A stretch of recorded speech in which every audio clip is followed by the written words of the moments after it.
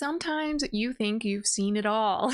The weirdest ideas brought to life in a book, even though maybe it shouldn't have been.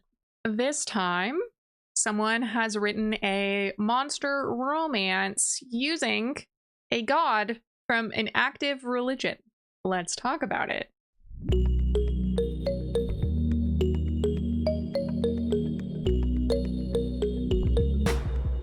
My name is Taylor Rose. Welcome back to my channel where we talk about everything reading and writing.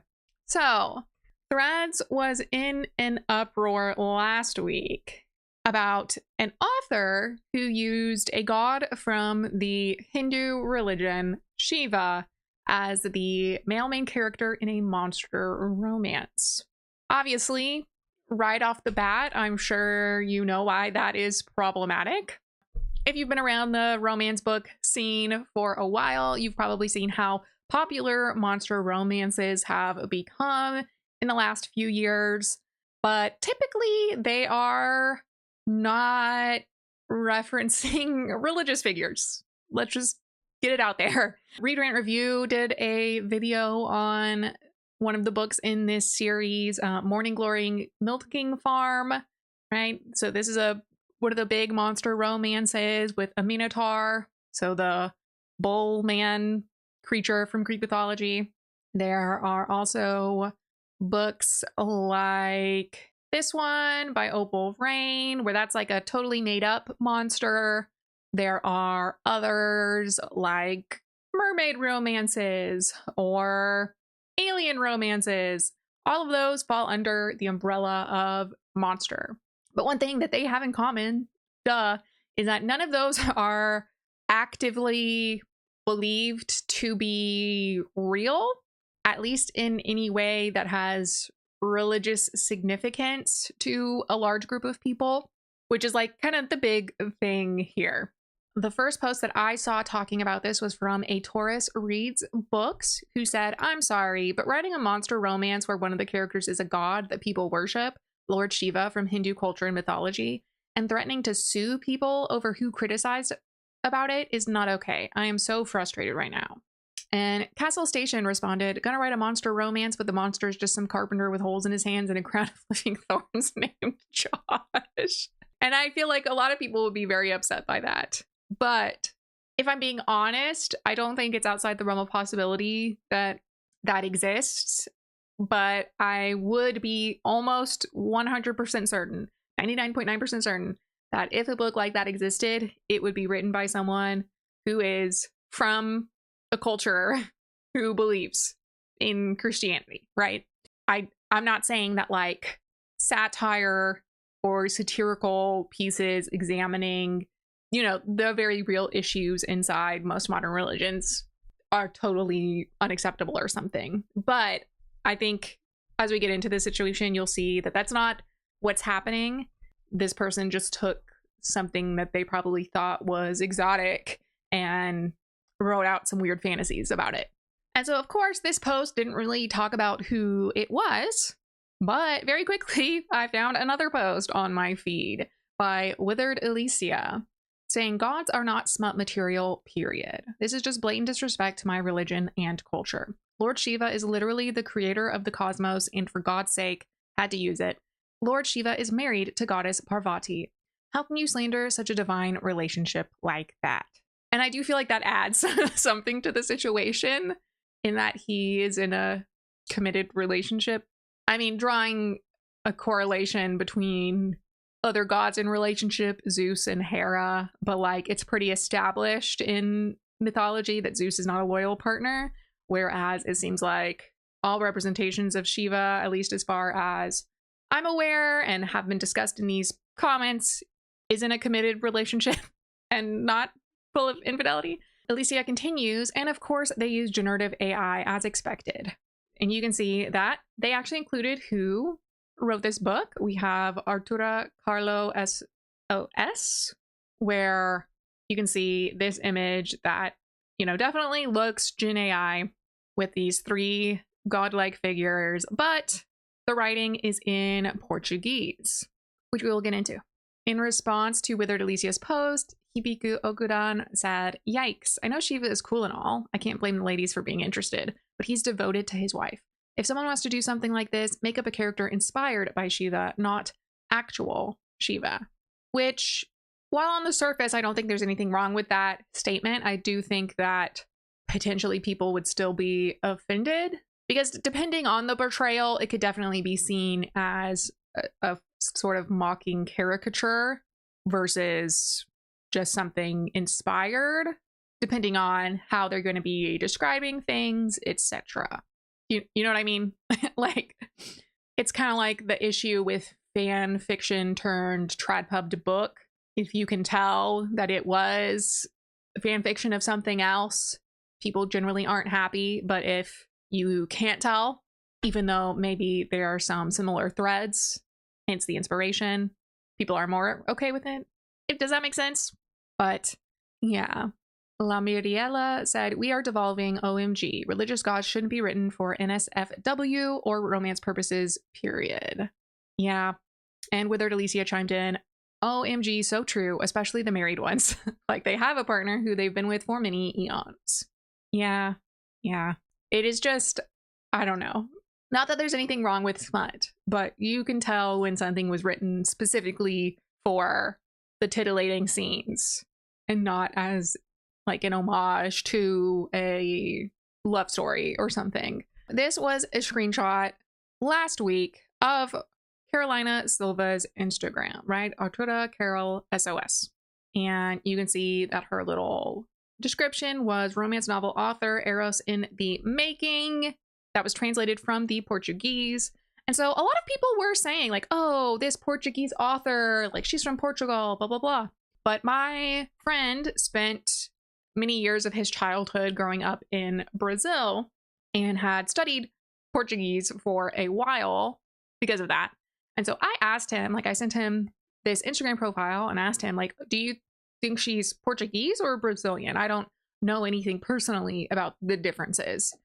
I know enough to know that their pronunciation is different and culturally they are separate, but I couldn't tell you from listening, you know. But he sent me an informative video and said that he was almost certain that this author is actually Brazilian. And previously, it's no longer available, but there was a link to the book on amazon.com.br, Brazil. And then you could see that it was actually, I think, published by Amazon Services of Brazil, the company. So that kind of summed it up. Definitely, she's Brazilian. But here is a closer look at the graphic that people were originally sharing. And it's just kind of funny because it's like clearly these are the same guy, just recolored. One thing people pointed out is that the book is just about Shiva, which I think people are largely believing is the guy on the far left. But then the other two aren't ever mentioned. Right. So obviously a bunch of people were really upset by this. Understandably, I don't blame them at all. But it definitely plays into the larger conversation around monster romance and being considerate in how you're describing and world building around this concept. I know there's a big conversation around specifically when these romances have male monsters, trying not to describe them in ways that seem or ways that parallel a lot of racial issues in the real world. You'll see descriptions of different races of monsters that show parallels to, you know, negative descriptions of Native American people, Black people, etc., especially in terms of like cultural behaviors.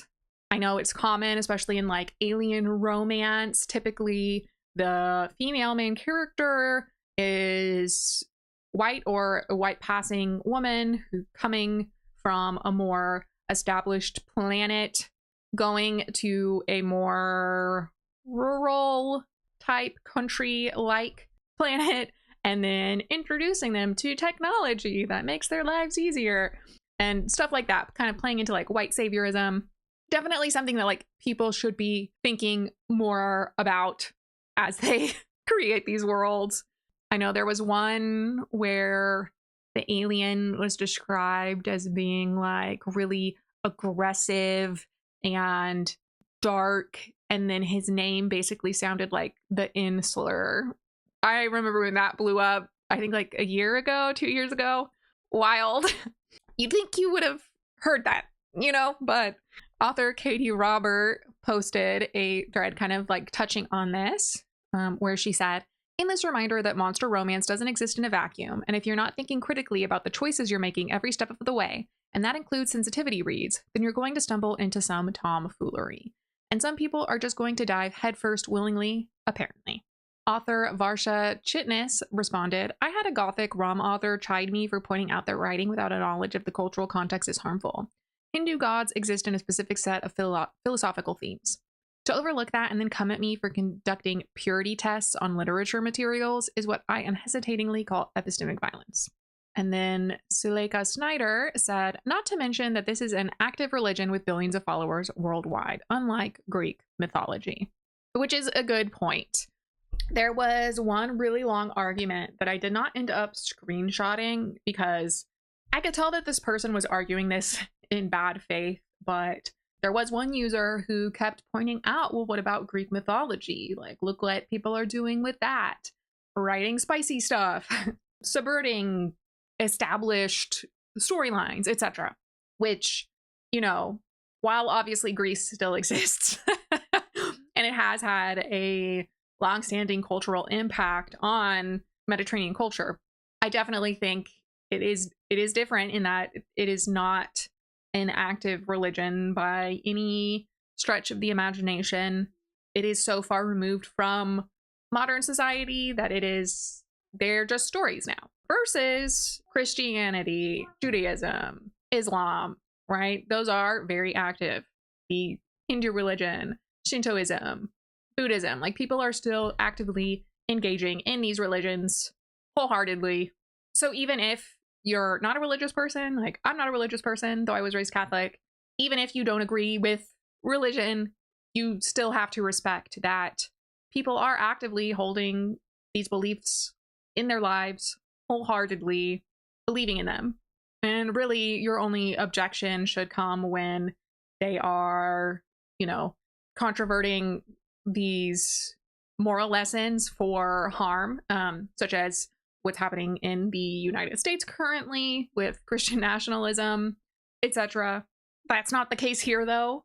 She just took an idea she thought was sexy and wrote some sex scenes in a book. So a few more people outlined really what kind of is like the big issue with this. We have Book Monk, who said, "Ladies and gentlemen, woke up to multiple threads regarding a Portuguese author. Apparently this lady wrote a monster romance on Lord Shiva, and the book is being marketed with tags like forced proximity, obsession, dangerous attraction, hot 18 plus.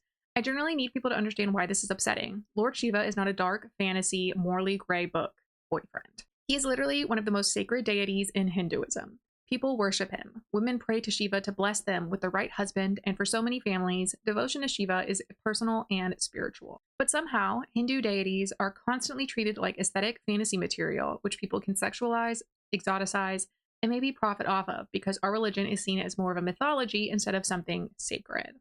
I will say, personally, I have never seen any other book like this, but that isn't to say it's not out there. You know, I believe other people have probably pulled stunts like this before. But Book continues, "Please don't come up to me with, it's just fiction. You need to understand people are still allowed to find it disrespectful, especially the community." Unsure what that is meant to say. Create a fantasy inspired by mythology, but do your goddamn research. Just don't turn a deity worshipped by millions into a possessive monster romance character. And honestly, if this exact thing was done with figures from religions people are more careful about offending, the reaction would be very different. Please do your research. I definitely think people from Abrahamic religions are a lot more vehement in their outrage regarding situations like this. Louise Jr. did specify, "Unfortunately, it's not Portuguese from Portugal, it's Brazilian Portuguese. The young Brazilian author sadly lacks comprehensive knowledge and thinks anything goes in order to write something eye-catching." And it's Mrs. Sorry, I'm not trying to read that name. They added, Brazil has many young and excellent authors. Please don't generalize. Unfortunately, this kind of thing has been written for authors, only the whole world. And I'm left abyssed by their inability to even research the least about what they intend to write. It's still aggravating that many are not so young. Which, I mean, I think that applies everywhere. There are people of every age who are oblivious to the impact of some of the things they do. Bella R. Correia did kind of support that statement, saying, "Hey, Angel, it was a Brazilian writer. Here in Brazil, we criticized her a lot last week, but the woman didn't even care. In fact, she threatened people with lawsuits. Besides, she played dumb, saying that the criticism was because of the monster romance," which I'm not sure if they mean because it's a monster romance in general, or she's saying just because she called it that. I mean, I think her calling it that makes it worse, but I also think if she didn't call it a monster romance, that really wouldn't be any better. Fruity Galilex did a good job kind of summarizing a lot of the translations from Carolina's page. They started this post saying, "So yesterday I scrolled down that author's page and screenshotted all the posts about that book so I could find someone to translate them for a mutual, which I don't speak Portuguese, but I do know enough adjacent languages that I can understand it without ever having learned Portuguese. It was apparently a good idea because she went private or something. Anyway, this is what I found. Also, fair warning, no matter how bad you think it is, it's worse. It is so, so much worse. Let's go by parts. The author appears to be a white Brazilian woman who has another white lady author friend who she makes AI-generated videos with. Her use of Gen AI seems fairly recent, at least in the cover. She has an older book cover, which appears to be human-made, but I could be wrong. Animalistic imagery and chaos are recurrent themes in her works. The tropes are hot to wet panties, human/divine being, dominant male, forced proximity, protagonist with two wee-woos, and pregnancy. I don't even know what to say, lol, moving on. While obviously none of these tropes are like particularly egregious or anything, context is everything. Fruity continued, the MC is called Brianna Sinclair. She's 29 years old, 1.7 meters tall, and weighs 95 kilograms.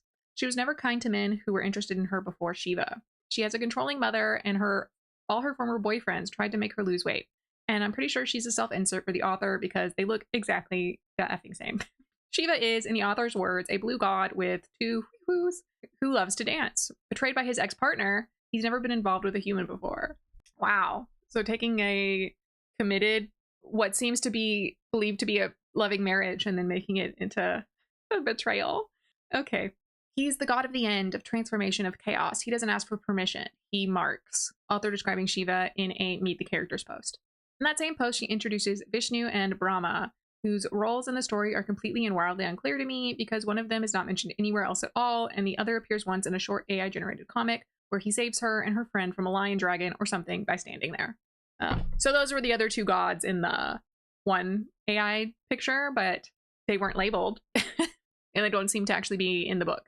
So Fruity keeps going. Now the actual plot of this thing. The main character convinces her best friend to go to India with her to celebrate some sort of anniversary. They visit the Taj Mahal, and Brianna is trying to decipher an inscription on the wall without knowing she's offering her soul to Shiva.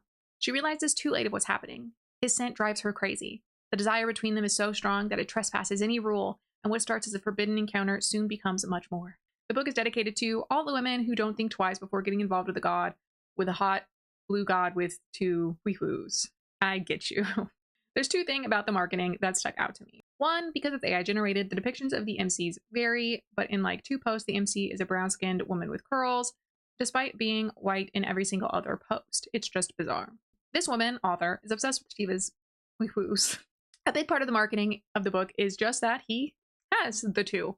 She's even used AI generate not safe for work art that she will DM you if you comment "Para day" under one of her posts.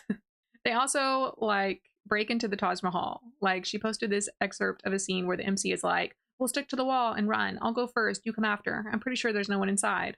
And the friend takes 2 steps back with wide eyes and goes, "Have you lost your mind? You want to invade the Taj Mahal?" And Brianna is like, "Technically, I want to visit," and shrugs and goes, "How I do it is not relevant." Okay. If you're unaware, the Taj Mahal was built by a king for his queen who died. And I'm pretty sure they're both buried there. So why? I don't know why some sort of weird heist needs to happen. Fruity continues.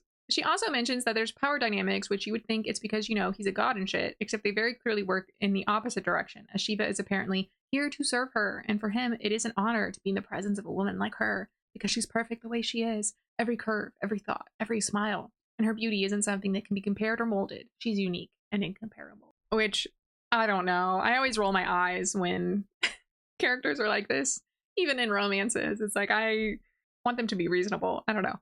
Also, Shiva apparently has invisible energy tentacles. Anyway, I wholly did this to myself when I volunteered to translate this garbage. But my eyes have suffered enough, so I'm gonna go do something else now. Please go support actual Hindu authors. And Bruna Trevezian said, so this is the depth she and her beta friend claim to exist if you, quote unquote, read the full book before criticizing it. For F's sakes. Yeah, so deep. Anan Art Sit said, why his lady want to break into a grave so badly? Was she just looking for loot? You can visit the Taj Mahal like a normal person. Exactly. Is it to like make the main character more edgy? I don't know. You can see that now she has changed her profile picture. She's lost 5 followers. She's no longer following like 150 people, which I thought was interesting. And she's changed her description to romance author in progress, but obviously in Portuguese. And now everything is private. She also no longer has the book available in her little link. It's not Linktree, but like a Linktree. Initially, when people were very upset, they did get the book removed from Amazon, but it was back very shortly afterwards, though clearly it was a new book because all the reviews were gone, except for one that was speculated to be by her supportive friend. Unfortunately, since I don't know Portuguese, I can't really find any of the original posts where apparently she was threatening to sue people who pointed out that this was distasteful. But there were multiple commenters who appear to be also Brazilian who were saying like, yeah, no, we were on her case. So I'm gonna go ahead and believe them that they were on her case. I don't know. It always kind of makes me laugh at how people immediately try and make certain topics or certain ideas sexual when, I mean, I personally wouldn't have made that leap. Like, I know towards the end of last year, there was an author who wanted to do like an ICE romance, lawyers helping people at protests and stuff where they fall in love. Like, and obviously that's different than religion, but it's like, how can you look at this political upheaval and be like, but sex scenes? Wild. I would never learn about an active religion and be like, you know what I could make from this? I don't know. I mean, maybe it's just me. I'm kind of a prude. Who knows? As far as I can tell, it does look like the book is down for good and no longer available, which is a win, I think. I don't know. I've said it before. There are definitely just some topics that I don't think should be in a romance novel. Not that they can't deal with difficult or sensitive topics, but needs to be done in a sensitive way, especially compared to some other genres, because you are, you know, not that all romance has spice in it, but when you are writing spicy scenes, you need to think about like, why is this connection necessary? Why am I able to sexualize this topic? This does make me wonder how many other issues like this have cropped up that just haven't made their way over to the English side of Threads. Hopefully not a lot. Well, if you've gotten this far in the video, drop down a cow emoji for our Morning Glory milking farm reference. Have you seen any other questionable monster romances floating around? What do you think about the genre? Let me know down in the comments below, and I will see you next time.